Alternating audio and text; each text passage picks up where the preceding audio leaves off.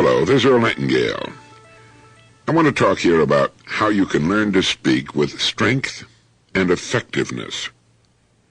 You know, I'm delighted to be working with Toastmasters. I've been to many Toastmasters meetings and delivered many speeches before your critical but friendly audiences, and I've never met a finer bunch of people. Learning to speak effectively to a group of people is a marvelous achievement. Time and again you'll find it a source of tremendous satisfaction, and it's amazing how the ability can move you more quickly toward your goals. Toastmasters make 5-minute speeches. That rule has to go down in history as one of the wisest promulgated by man since the laws of Hammurabi, which date back to the 18th century B.C. It's true that we can be mesmerized for perhaps an hour by a truly gifted speaker with a wonderfully interesting and important message. But the odds against that rare event occurring at a given weekly meeting of a local Toastmasters club, well, they're astronomical. If the talk is interesting, 5 minutes passes all too quickly. If the talk is boring, 5 minutes do not represent too great a burden. I'd like to mention as a kind of first rule of making speeches that the cardinal sin in speaking before a group is to be uninteresting. It's up to the speaker to so arrange his talk that regardless of what the subject matter may be, it is of real interest to every person in the audience. Now, such an interesting talk can be put together and delivered on any subject whatever. An interesting 5-minute talk could be given on paper cups, patching a tire, resting in a hammock, or bathing a dog. It takes imagination and preparation, the burning of a little midnight oil perhaps. But it not only can be done, it is essential. It is the first responsibility of the speaker to make certain that it's done. The idea of effective communication is to transfer the idea in your head in a telling, interesting, and effective manner into the heads of your listeners. Do you have the ability to do that? Yes, you most certainly do. Our own great Emerson said, if you have something to say, you'll be given the power to say it. That's worth memorizing, and that's the key. If you have something to say, that's the key. You'll be given the power to say it.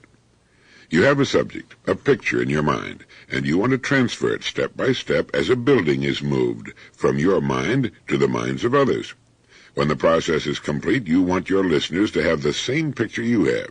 Now, if you can do that with real interest, humor, in a relaxed and friendly manner, you're a big success. And yes, you can do it. The subject of this message is to learn to speak with strength and effectiveness. Things that are strong, that are fashioned to last, built of quality, are usually typified by their simplicity. They are generally unadorned with useless spare gear and trappings that don't contribute to the main theme. The same is true in delivering an effective talk. Trim your speech of all irrelevancies, all discontinuities, all cliches. For example, never say each and every one. Simply say each one. It's stronger, more effective, leaner. Never, please, as long as you live, ever say, and last but not least, or without further ado. Those are cliches, tired, worn-out, beat-up cliches. They clutter, they're useless detritus. Clean your talk so that it stands lean and muscular with no excess baggage. Picture it as a new destroyer cutting cleanly through the water instead of a cluttered old tramp steamer laboring and wallowing along. When I have an important speech to make, I write it out first, every word and phrase. Then I edit ruthlessly to trim away every ounce of superfluous fat. Then read the speech aloud. If there are awkward locutions, and there are many words that work fine in print that are difficult to work with in a speech, words such as vouchsafe, for example, looks great in print, it's almost impossible to say. Look for pompous, affected speech, and cut it out, or reword it in a less formal, friendlier form. Take your subject and your speech seriously, just as you do your work, but don't take yourself seriously. Read the talk over a couple of times and time it as you do. If it's too long, cut. There's always something that can be cut out. I've been writing 5-minute radio programs for 18 years. I've written them on every subject under the sun, and I've never found one that couldn't be handled in 5 minutes in what I consider to be an interesting and informative way. It's true that you can't go into great detail. It's also true that you could easily talk for an hour on any subject. But it's also true that it can be handled in an interesting and effective way in 5 minutes. Such a speech is an hors d'oeuvre, not an 8-course meal. And with a little thought, imagination, and care, it can be delightful and delicious. If you can't think of anything to talk about, arbitrarily pick anything you see and write a 5-minute talk about it. A book, a table, a chair, the carpet, the town you live in, the state, your job, your child or children, your hobby, your main interest, your favorite food, music, architecture, automobile, color, part of the country or the world, why you like to walk in the rain or take long walks on the beach or in the country. Take any word that represents a concept such as love, honesty, justice, law, truth, honor, integrity, brotherhood. You could write a large book, 10 books, on any one of them. You can certainly write an interesting 5-minute talk about any one of them. Each of them paints a picture in your mind and imagination. Now transfer that picture into the minds of others. You know, there's an entire industry worldwide behind the glass tumbler you hold in your hand, the coffee you measure into the pot, the book on your desk, the paper you write on, the chair you're sitting in, the clothes you're wearing. Where did the necktie come from? Why do we still wear such an anachronism? Why the stripes? What about the stripes that run the other way? How about shaving? How did that get started? Why do we do it? If you own a set of encyclopedia, you have only to open any volume at random, and you have the topic for a most interesting 5-minute speech and the facts you need for it. Every word in your dictionary can be the subject of a most interesting speech, as can the alphabet. Do you realize that all 600,000 words of the English language, the richest, the most widely spoken, the most flexible and beautiful language on earth, are formed of the 26 letters of the alphabet? Every word in all the plays and sonnets of Shakespeare is formed of that small, incredibly productive alphabet. Amazing? Interesting? Sure, it's interesting. Nervousness comes from being unsure of our subject and our ability to effectively deliver it. By writing the speech out first, we can be sure of it. We can find real interest and excitement in it, and find the desire to communicate that information and excitement to our listeners. After reading your speech over a few times, a few notes on a card will provide all the keys you need to keep on course and end on time. Pausing and hesitation are normal in everyday conversation. Speakers shouldn't be nervous about having to stop and think for a moment or reach for a particular word. It makes the talk sound more spontaneous, more natural. And you should speak just as you would to one person, with no affectations, no stentoriousness, no phony gestures. It should come naturally, unaffectedly. And look at the people in your audience. Look at those in the back, at the sides, and those in the front and the middle. And as you look at them, try to be conscious of transmitting what you're saying to them, transmitting the feeling, the mood, along with the words. You know, Toastmasters has helped thousands of people get over their nervousness and fear of speaking. It's a matter of practice. The accomplished golfer isn't embarrassed when he steps up to the first tee, even though there's quite a gallery. Neither is the experienced tennis player, and the same is true of the experienced speaker. And at Toastmasters, you'll get that experience, the very best I know of. Yes, the job of the speaker is to be interesting. If he's lived up to that responsibility, his audience will be delighted to hear him speak and look forward to hearing him again. If humor comes naturally to what you're saying, use it. If it doesn't, if it's contrived, if it's dragged in by the heels just to be funny, forget it. It has no place in your speech. Don't try to be a comedian unless that very rare and wonderful talent happens to come naturally to you. It comes to very few, and most of us are glad. Humor is not essential by any means to a good speech. Good humor on the part of the speaker is essential. You might want to listen to this tape again occasionally. You'll find that you'll get something new from it each time you listen. Thanks for your attention.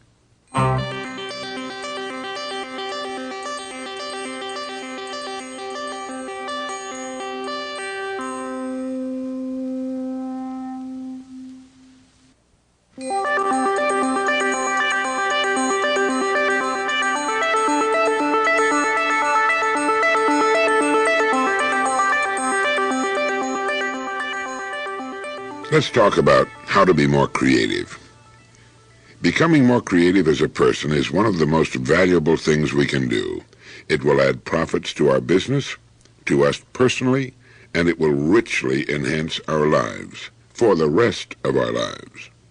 The creative person is as happy and as busy at 89 as he or she is at 39, and the creative speaker is a joy to listen to. When he speaks, others will often say, "Why didn't I think of that?"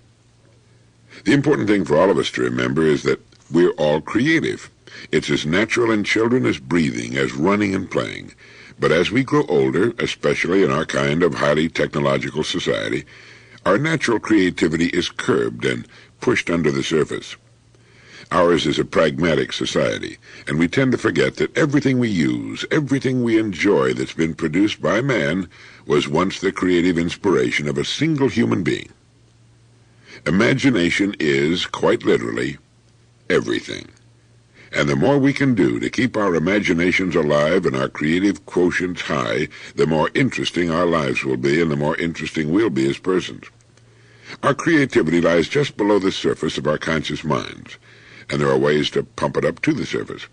The first and most important is to simply realize that it's there and to start looking for it. The next step is to realize that we're most creative during periods of leisure. That's why people who are slaves to their work are seldom very creative. Our best creative thoughts and ideas come to us when we least expect them. They come in the shower, when we first wake up. They'll sometimes appear suddenly at 4 in the morning. They'll often come while we're driving or taking long walks, while dozing in the sun, sitting in the park, having lunch alone. Good ideas seldom come to us when we're actively engaged in our work. The plots for all the great stories written by Robert Louis Stevenson came to him in his sleep. He kept writing materials on his nightstand so that on awakening he could quickly make notes of his ideas. With a little practice, we can do the same. The creative person is never without something to write on and makes notes as a regular part of his daily life. I use an electronic secretary in my car. Not long ago I had to make a 200-mile round-trip drive, and I filled an entire cassette with ideas that came to me as I drove along. Quite often your best ideas, as you probably know, will come while you're covered with soap in the shower. When they do come, simply walk out, dry your hands, and make a note of it. Ideas are like slippery fish. If they're not speared on the point of a pencil, they'll vanish as quickly as they came, back into the incredible and labyrinthine interstices of our minds, there to perhaps disappear forever. Many of these ideas will be wonderful topics for speeches. There'll be wonderful ideas to add interest and zest to your talks.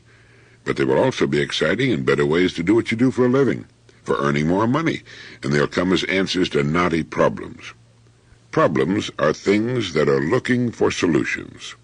Educating ourselves to become more creative is the best way I know to solve them. Habits tend to reduce the chances of getting good ideas. It's a good idea to deliberately change long-standing habits. If you always go to work at a certain time, start leaving earlier or later. If you're used to following a certain route to work in your car, take a different route. Eat lunch at a different time and place. Try eating by yourself once in a while with your paper and pencil handy to jot down any good ideas that come along. With practice, anyone can become wonderfully creative. Look for creative opportunities hiding in everyday situations. Not long ago in Fort Lauderdale, where I live, there was quite a storm, high winds and rain, and during the night the dinghy that was tied to my dock got loose somehow and drifted away.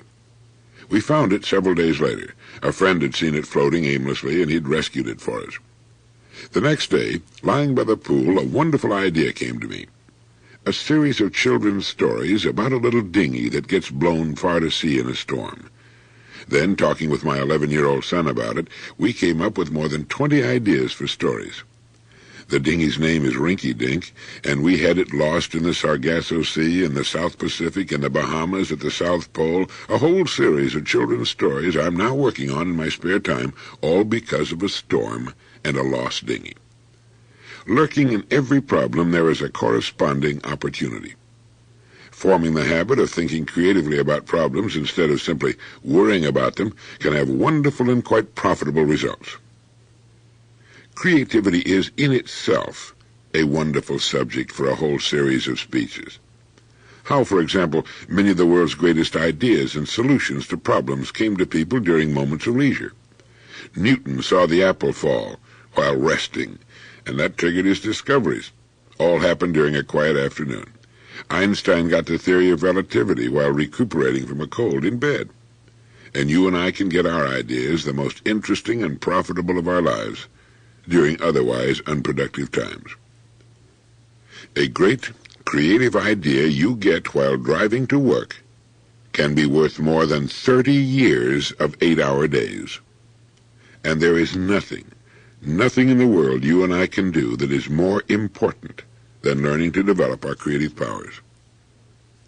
If there's a single best way to make sure our minds are being supplied on a regular basis with the raw materials for creative ideas, it has to be the habit of continuing education. Digging through weekly news magazines is a good source, as well as good books. The more you expose your brains to the excellent brains of others, the more the sparks will fly, the more good ideas you'll get. Your speeches will come alive and sparkle with your newfound source of exciting materials. They'll crackle and send off sparks. But more than that, your new creative attitude will enhance every facet of your life, your personal, business, and professional lives. And you'll be learning a way to keep interest and charm in your life for all the years of your life. You know, the late Pearl Buck, the great Nobel Prize-winning author, reported that she learned more between the ages of 60 and 70 than she had at any previous period of her life. Her life was a daily adventure. She lived creatively. And you and I and our children can do the same. Start today to look for and write down the ideas that come to you. It may be slow at first. It's like trying to remember your dreams. It takes practice. But it's there, and you can find it with a little daily practice. Thank you.